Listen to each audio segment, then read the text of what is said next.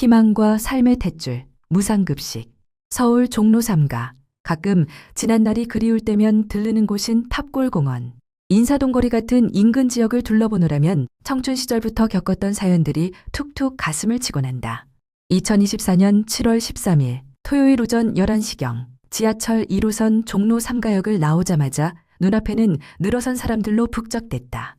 탑골공원 3일문 근처에서 살펴보니 70, 80대 이상의 노인들과 전동 휠체어를 탄 장애인들이 모인 줄이었다.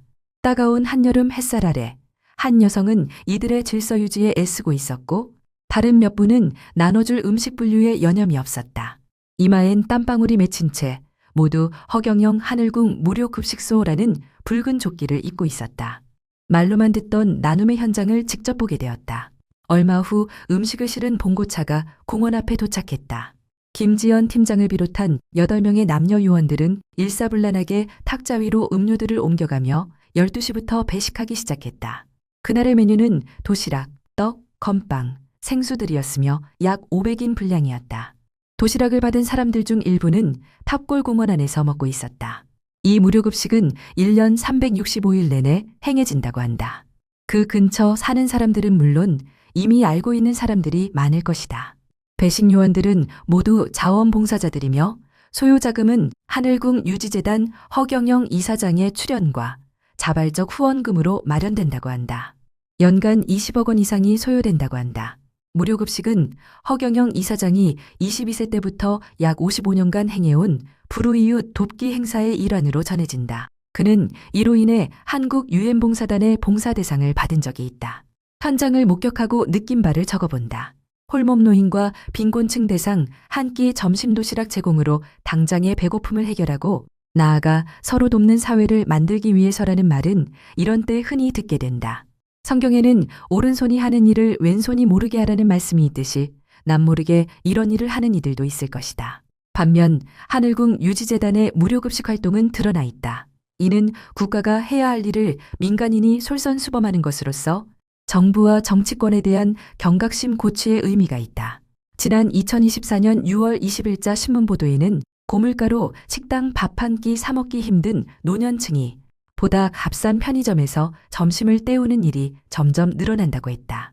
그럼에도 우리나라 여야 정당은 부정선거 의혹에다 상호 비방, 탄핵 정국 같은 극단적 승자 독식 정치로 혼란스럽다. 이들에게 일말의 대책이라도 기대하는 것은 연못구어다. 이런 정당의 올해 경상선거보조금 1천억 원에다가 선거비용 보전금 1,093억 원 등 총 2천억 원이 넘게 국고에서 지급되었다고 한다. 이렇게 국민 혈세로 정당에 퍼부어주는 나라는 세계 어디에도 없다. 정당이 세금 도둑질의 합법적 원흉이 된 셈이다. 서민의 배고픔은 아랑곳하지 않는 한국의 졸부 정당은 단 얼마라도 이런 무료급식에 기부해 본 적이 있는지 묻고 싶다. 공교롭게도 이런 상황이 허경영 이사장의 무료급식 활동을 더 돋보이게 한다.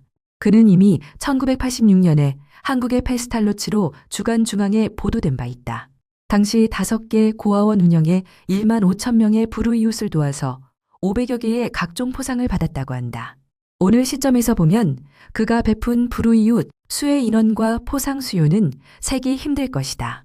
이것만 보아도 그는 노벨 평화상을 받고도 남을 인물이다. 페스탈로치 묘비명은 남을 위해 모든 것을 바치고 자신을 위해서는 아무것도 하지 않았다라고 되어 있다는데 70여 평생 허위사장의 긍휼, 봉사정신은 그에 못지않다고 본다.